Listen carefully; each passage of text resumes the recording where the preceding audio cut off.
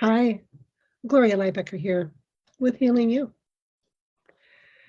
There are times that parents can become dulled to the emotional expression of their kids, especially when it seems as if they'll never get a break or that there's just no one to talk to about what it's like for them as the parent. I remember several years ago walking down a store aisle to stand in line at the pharmacy. I felt my ears prick up when I heard a young child cry loudly. I looked around to see whether I could be of assistance. And when I stepped into the center aisle, I saw a little girl, about 2 or 3 years old, crying. A man, I imagine it was her father, took a hold of her arm, leaned over her small form, and demanded in a very firm voice, "Be quiet. Stop it right now." The little girl shrank back, and yet she naturally continued to cry loudly as her mother turned away from her and began to push the grocery cart, which held an even younger girl, down the aisle. So the father pulled on the child's arm, nearly jerking her off her feet, and as he spanked her with his other hand, again commanding, "Be quiet and stop crying right now." This time, the little girl cried out a wobbly little "okay" and gave a valiant attempt to calm herself as he released her and walked on ahead. The child just blindly trailed after her family.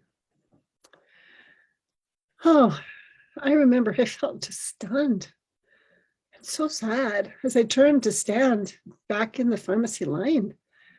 I had this sense of nausea that was heavy within me, having witnessed these really young parents' misplaced responses that shriveled the young child's spirit. When our children are just being themselves, they are unconcerned with the things that we parents can often so obsess about, such as how things might look to other people. Children, especially young children, they tend to just plunge headfirst into the experience of life. They're willing to risk it all. Oh gosh. So in the moment, I deliberately took some cleansing breaths and I intentionally set pure love and light out to embrace and soothe the young family, especially that father and daughter pair. Momentarily, I sensed that someone had come to stand in line behind me. So I turned, and boy, it was a bit of amazement when I saw that same young father standing behind the cart with the younger daughter in it. This little one, she was twisting around in the cart and crying in distress as she tried again and again to reach a pretty purple Halloween basket that was positioned at the furthest end of the cart, well away from her grasp. Well, I smiled and I waved at the little one. And I noticed that she paused to focus on me for a few moments before reaching again and again for the basket. I caught her father's eye and I asked, "How old is your daughter?" He had a look of exasperation. He goes, "1 year." I said, "Well, she sure does seem to like her Halloween basket, doesn't she?" Again, another sigh, but with a roll of the eyes. A bit too much at the moment. So I deliberately turned my head slightly to one side and I shifted my body a little sideways and I leaned forward to become smaller as I turned in the direction of the child. And I looked into her eyes and I wondered out loud, now, how could it be possible to like such a colorful basket too much when you're only 1? How could that be? The little girl returned my warm eye gaze and she broke into a beautiful smile. I returned her smile and I wiggled my fingers, "Hi," to which she wiggled her chubby little fingers back.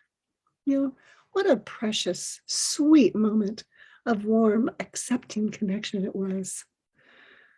And I noticed the father's shoulders relaxed. And then he pushed the cart so his child was closer to me. So I began playing a game of peekaboo with her as we passed the time standing in line.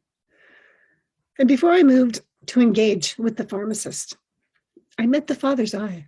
I held his gaze for a moment and I said it with heartfelt sincerity.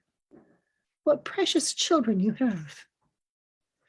He nodded thoughtfully, and then he turned to gaze upon his little one. Many people, they don't slow down long enough to consider how the way they show up in relationship affects the children around them. And despite our best intentions, we can enslave our children to the emotional legacy that we received from our parents, binding them to the incapacitating inheritance of our ancestors. So does your approach include listening to your child's spirit? Would you be willing to change the way you interact with your child if it became clear that what you're doing isn't life-serving? Children pay a heavy price when we lack consciousness. Yet none of us like to think of ourselves as unconscious. If anyone dares to say a word about our parenting style, most of us are instantly triggered. Yet when we begin to develop and grow our awareness, we can redesign the dynamic that we share with our children and our other loved ones. And the cost is too high not to. Thanks for being on the journey with me today, healing you.